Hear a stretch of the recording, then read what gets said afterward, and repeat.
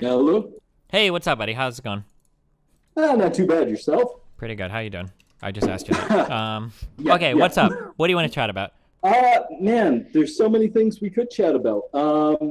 Like I mentioned in the email, interested in your position on youth rights. I haven't ever heard you discuss it. Um, uh, Talked about determinism and your ethical egoism. Any of those, I'm really, there's any number of things that I'd be happy to discuss with you because I'm curious. Okay, yeah. Which one you want to do first? Go for it. Well, first, just tell me what your position is on youth rights because I'm curious because you seem to be generally relatively consistent in your positions, Sure. So, and so I'm pretty much a consequentialist, I guess. So I just look at outcomes. So it seems like youth probably need a lot of rights revoked from them because they would make horrible decisions otherwise that would lead to worse outcomes for ultimately me, but then definitely societally. So is that what you're asking in terms of like how we give rights to young people, or? well, right, because I'm curious how that works out with well, like your position on abortion, which is actually, I think, exactly my position on abortion, in that there's no other line. You have to treat this person as a human, and therefore they have human rights, and you can't take their life away. You might use a different word than rights, Yeah, I but definitely wouldn't use that word. Yeah. that's what it boils down to, though, legally speaking, Sure. is that yeah, if you can't do something, then that person has a right preventing you from doing that thing. Okay. Sorry, law school. It's where I got most of my philosophy, or where I continued with philosophy, and so Sure. so I tend to see things in rights, duties, etc. So I'm curious how that works because it doesn't seem to be. I know you say consequentialist, but I thought you were a rational egoist, and so I don't know how it ties in, how you get from rational egoism to depriving youth of right or of freedoms, however you want to phrase it. Um.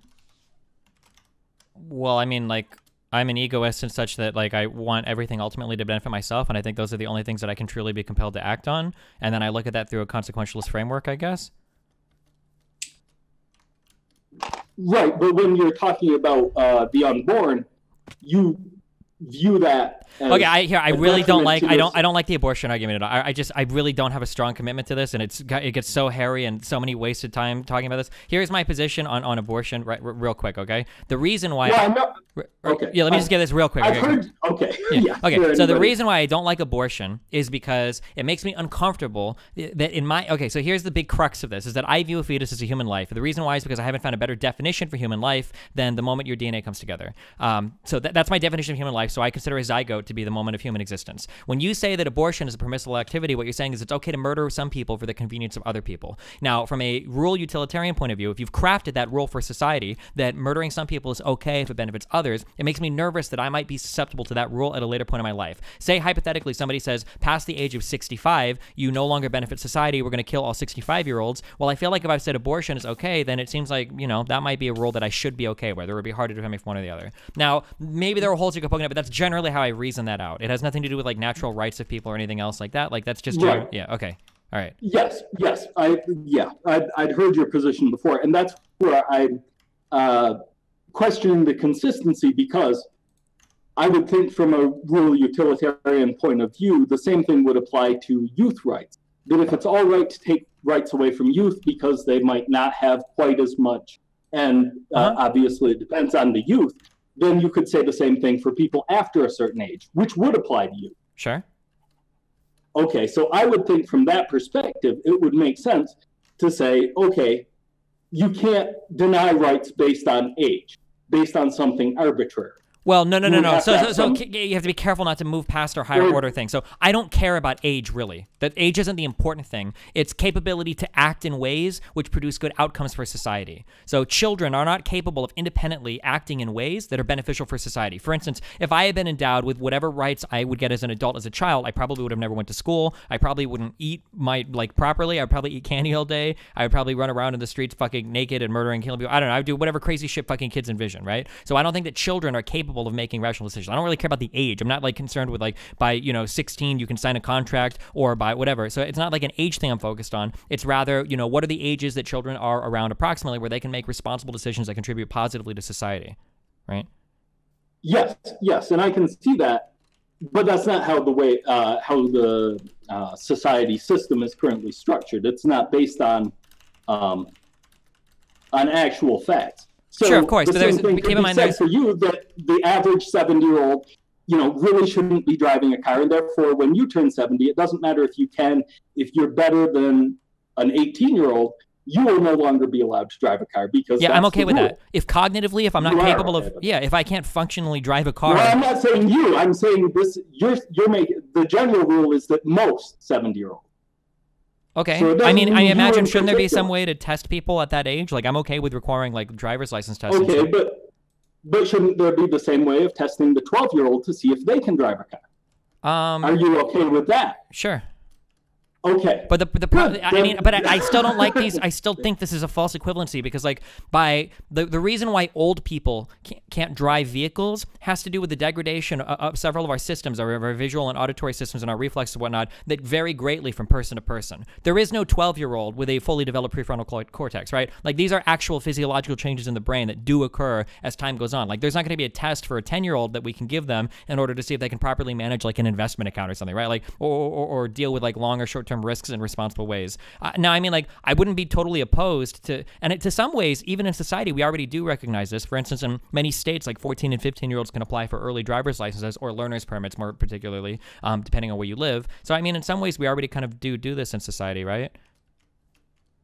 It's somewhat, but we base it on age again. We don't base it on Sure, sure. I mean, if which it was is my problem because the rule seems to be, or the rule, at least generally, is that age discrimination is bad. And I totally understand that. But the thing is that this is not. We're not having a discussion of ethics now. We're moving into like total practicality. Like in the real world, it would be nice to create like individualized tests for every single person, a test them in every single circumstance to see what they're capable of like reasosoning out. But realistically, we can't do that. It's just not possible to do that in a societal level. So like these are two very different conversations. One is like what ought we to do in society with certain types of people, and what is practical to do. And these two conversations are entirely separate things, right?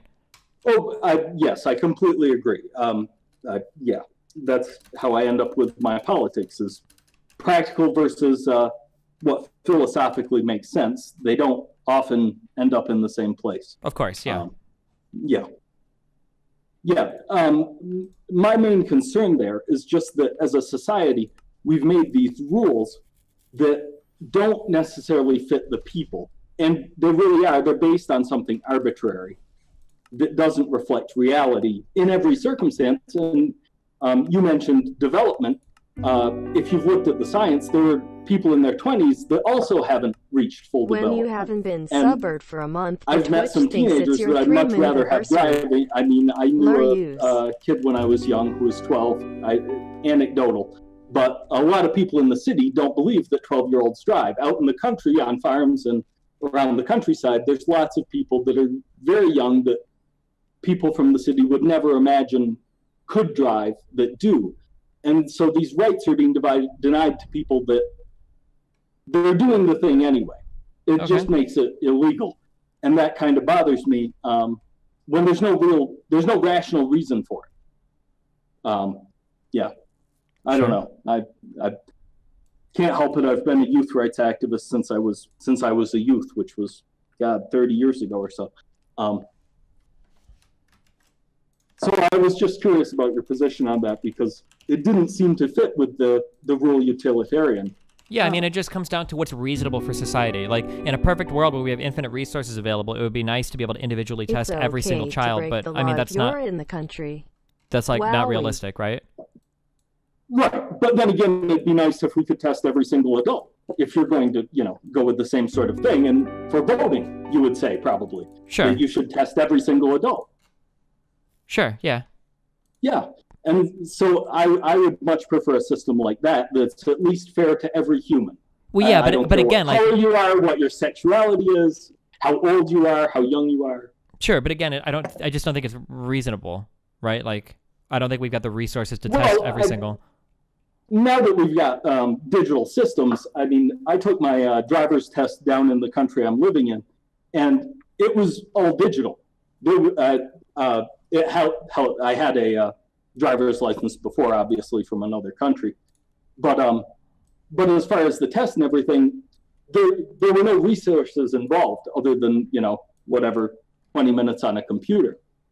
So a lot of things wouldn't require that much for resources to implement. Well, I mean, if they nowadays. produce better outcomes for society, then yeah, I'd probably be in favor of it. Sure. Okay.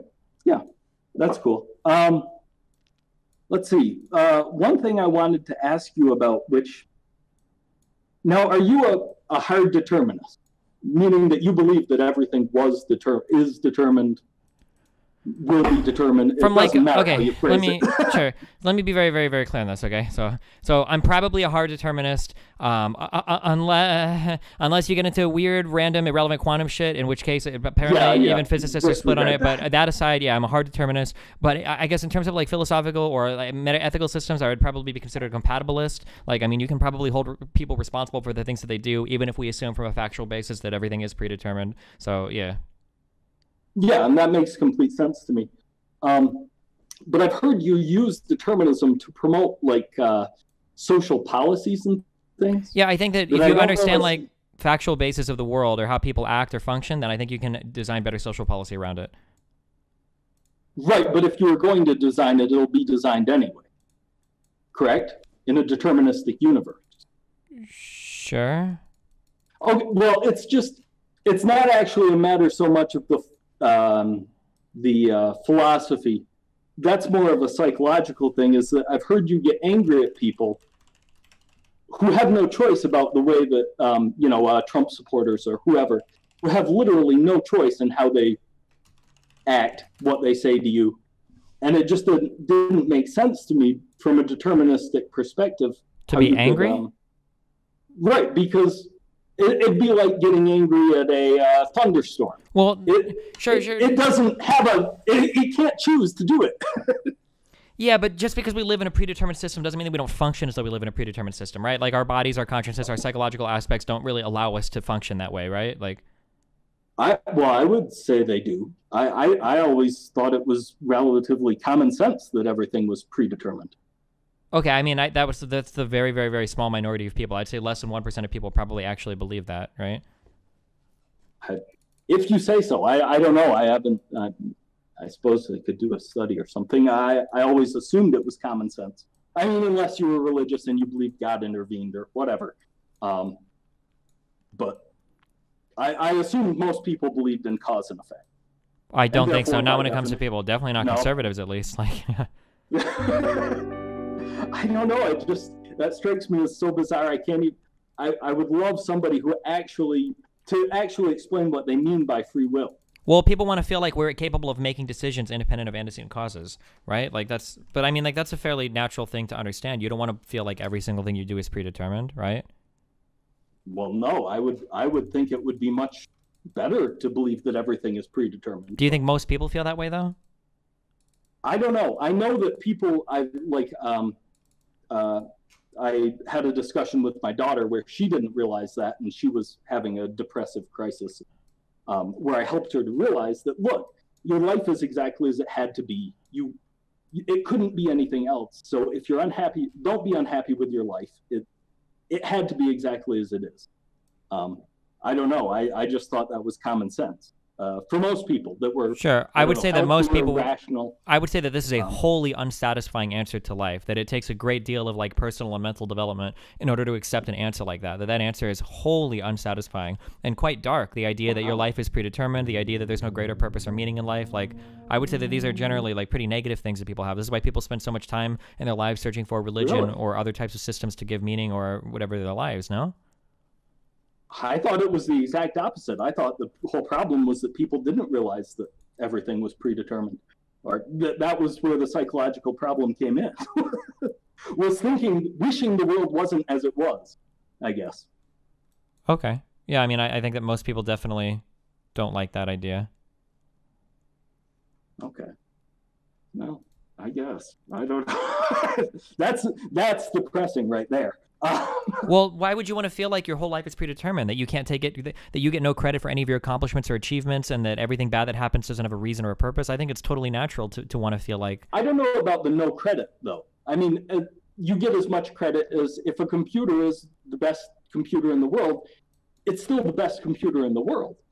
Yeah, but people want to feel like they earned it. People want to have a choice in the matter to be the best. I can't imagine. Okay, I mean, I think I just I can't put myself in that mindset. I don't know how that works.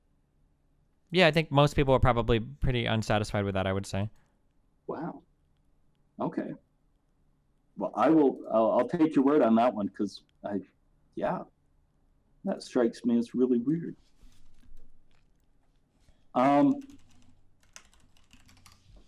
Let's see. Was there? Oh, you were having a discussion the other day, or I don't know if it was the other day because I watched it on YouTube, so God knows how long in between when you streamed it and when it actually got Lol, uploaded. I thought it was common sense being born believing that your life is meaningless. We were having a discussion about the ought versus the is. Only and been somebody alive brought up, 5 years and life example, already and has no you meaning, should do this Pepe if you want to achieve this result. And you didn't think that really counted as a morality? That what didn't count as a morality? The like, for example, you must do so many repetitions at, Oh so yeah, much those aren't really moral questions. Yeah, correct. Yeah. Can you explain why you don't think that's a moral? Because the moral question is, why ought you do something in the first place? So, for instance, if I need to do, let's say I need to do 15 reps in order to get stronger, the moral question isn't, well, how many reps ought you to do in order to gain strength? It's, why should you do something to gain strength, right? The moral question presupposes the cause and effect of that thing. That's not really the moral question, right? But I don't know if that's changed any from religion. If you want to get to heaven, you have to do all these things. Yeah, well, yeah, but the real question isn't how to get to heaven. The real question is, should we value getting to heaven? Okay. Well, I would posit something at least as a starting point because I know you have been labeled, let's put it that way, as an ethical egoist, whether you accept that or whatever. And I would promote, or not an ethical, a rational egoist. I would promote an ethical egoistic approach. That if you start with the proposition that you want to be alive as a human, then you can get to those shoulds. Now, obviously, you start with something that you value. You have to take that a priori assumption. But I can't think of anything better than that. Okay, yeah, I mean, that's probably where I'm at, yeah.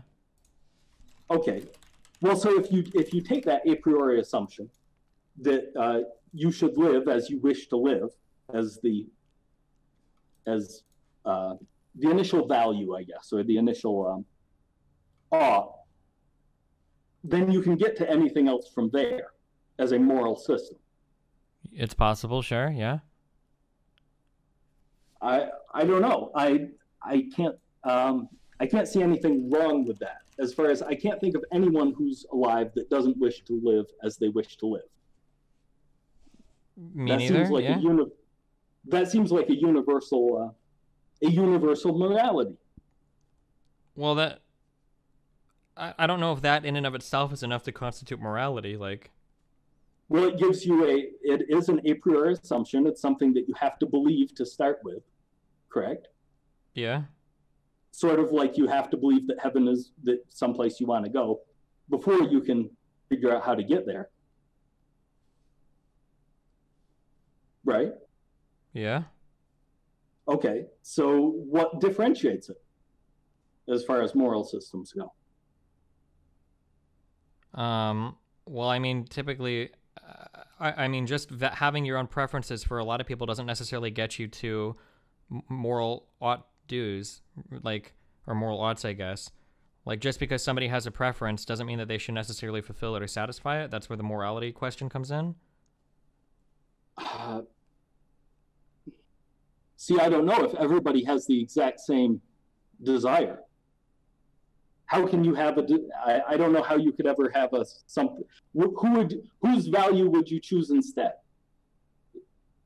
I mean, I don't Because necessarily, everyone I can't devil's advocate this. I mean, I agree with you. This is why I'm an egoist, Okay. and I think most people function as it. But I mean, people would give other arguments that, some people would argue that the claim, that an egoist claim is vacuous. For instance, you're trying to fulfill your desires. Well, of course, that's tautological. I mean, by definition, whatever you're doing is No, fulfilling your I'm desires. saying you should fulfill your desire. Yeah, but people would say that. Well, Everyone people should. would say that everybody should fulfill their desires because your desires, the only thing you ever can do is fulfill your desires. So some people would say that claim is vacuous. It's pointless to even say that because it's circular.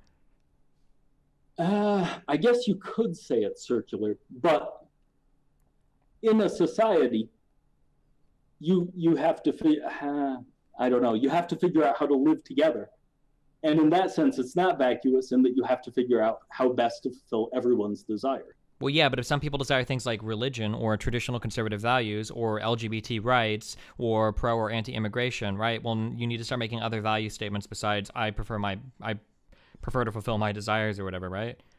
Well, right. That's when you'd have to figure out, okay, how best can each person, just generally speaking, fulfill their desires? Sure, but And now then you've other already things like- already snuck in a moral statement now. Now you're saying we should do something that best fulfills everybody's desires. Well, why? What if there's a person whose only desire is to run around murdering as many people as possible? Why should that person care about any other person's desires? Well, that's where I said there's a difference between the practical and the philosophical. That's why I'm an anarchist, is because I think that everybody should theoretically be able to fulfill their desires. Okay. But I recognize that practically speaking, that doesn't work, or I can't picture it working. So yes, I can see that. But you can come as close. You can try, or do the best you can. Would be my argument anyway.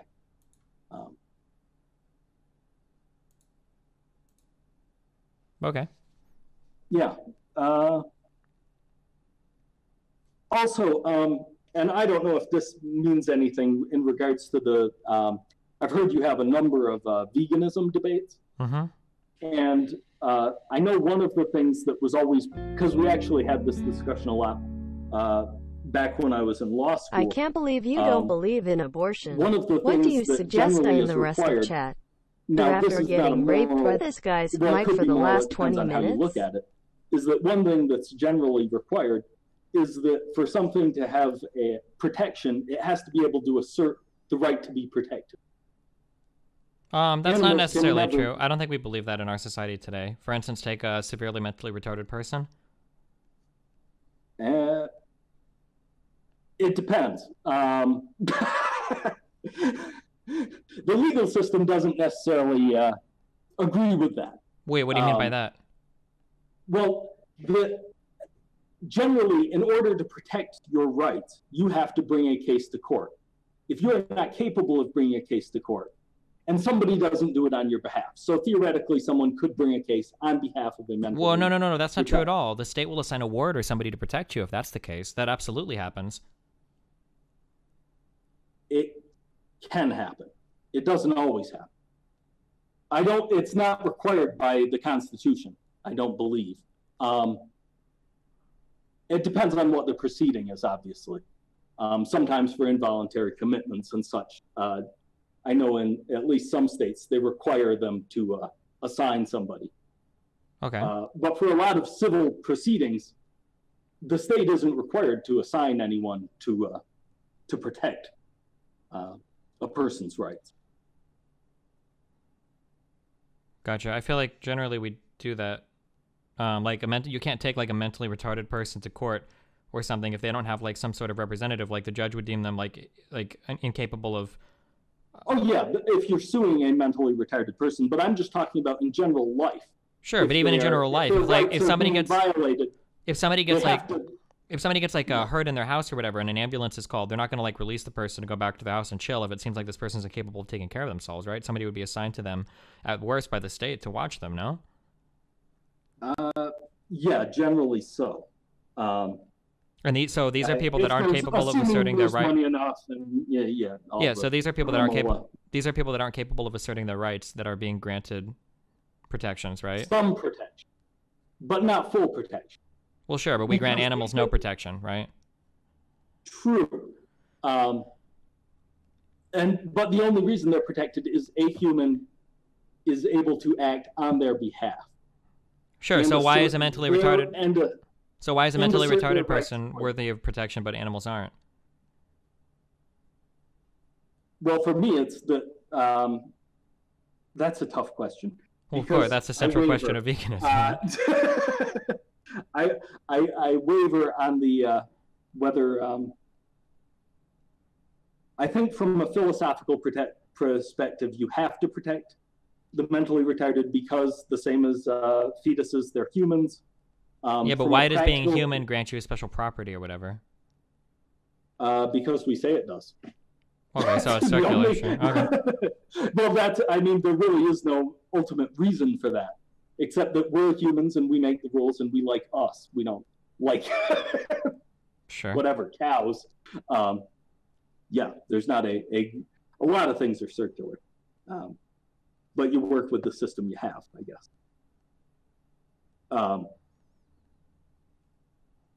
Yeah, from a philosophical perspective, I don't know as you could say murder is wrong to begin with. Okay. Ultimately. So then it's completely meaningless whether you're murdering a human or an animal. You have to get that you should not murder from somewhere, and I don't know where you get that. Sure. Except that we just, like you said, circular, we just all agree, and therefore that becomes the rules. But as far as legally, I think that's the problem with animal rights, is that generally there's no who gets to decide, who gets to say I speak for the animal. Well, we would say the state would probably, right? Well, if the state has an interest in farming animals, then you have no animal right. I don't know how that something has to say that there's rights to begin with. You see where I'm going? That's no right if it's just reliant on whatever they feel like at the moment. Okay. That's no protection whatsoever. As the people that were the civilians that were killed by drone strikes in the Middle East found out, is that yeah, you're an American and you have rights, and they mean nothing. Great, good for you. If nobody is able to assert that right for you, who cares? Yeah, but we're having a different discussion now, right? This is a discussion on the practical implementation. There's like applied ethics versus like meta ethics, right? Yes. Yeah, and well, that's why I said that it's all philosophy. It's just a different style, because if you're applying stuff, then it matters what actually works in the real world. Mm-hmm. All right, cool. Well, anything else, sir? Yeah, no. I don't think there is. Let's see. Yeah, I think I covered everything I wanted to ask you about. I still, yeah. I guess I got you somewhat on board on youth rights, at least if it could practically be done. Sure. So. Yeah. Okay. So that was my main hope, anyway. All right. Well, thank you very much for having me on your stream, Dustin. Yeah. Thanks a lot for chatting, buddy. All right. Take care. Bye. All right. What is Rexful up to? I need to ban all veganism conversations and all abortion conversations. These things should just not